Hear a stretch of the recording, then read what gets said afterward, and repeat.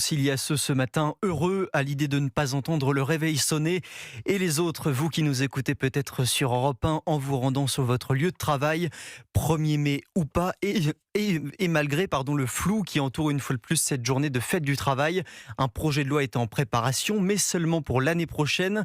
D'ici là, le gouvernement prône donc la tolérance pour les fleuristes et les boulangers, seule condition que leurs salariés soient volontaires et payés double.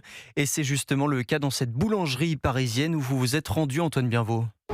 Devant son comptoir rempli de sandwichs, pain au chocolat et croissants dorés, Kamel a le sourire car en ce 1er mai, pour la première fois, les fourneaux de ces 7 boulangeries parisiennes tourneront à plein régime. C'est la première fois parce que des années avant, on avait une interdiction d'ouvrir avec pas mal de contrôles, donc j'ai pas tenté le diable et j'ai jamais ouvert le 1er mai. Et si le boulanger peut accueillir ses clients, aujourd'hui c'est grâce à la contribution de ses employés, tous volontaires pour travailler. Dès qu'on a eu la décision, on a demandé à tout le monde, 100%, tout le monde était très content d'avoir une journée avec une paye doublée. Quand vous travaillez le jeudi, que vous êtes en repos le vendredi, vous devez travailler le samedi, vous n'allez pas partir en week-end. Là, c'était pour eux un jour à rester à la maison, autant de travailler ce jour-là. Une journée de travail en plus et surtout des bénéfices supplémentaires non négligeables. Ça va être un long week-end. Je pense pas que tout le monde va partir de Paris et je pense qu'on va avoir un chiffre d'affaires conséquent. On va avoir tous les gens qui vont profiter de la journée, qui vont sortir, qui vont prendre des petits déjeuners, qui vont acheter leur pain, qui vont acheter leur viennoiserie, qui vont faire... Voilà, ça va être comme un gros dimanche pour nous, quoi. Des recettes qu'il estime à environ 7 000 € par boulangerie pour ce 1er mai travaillé.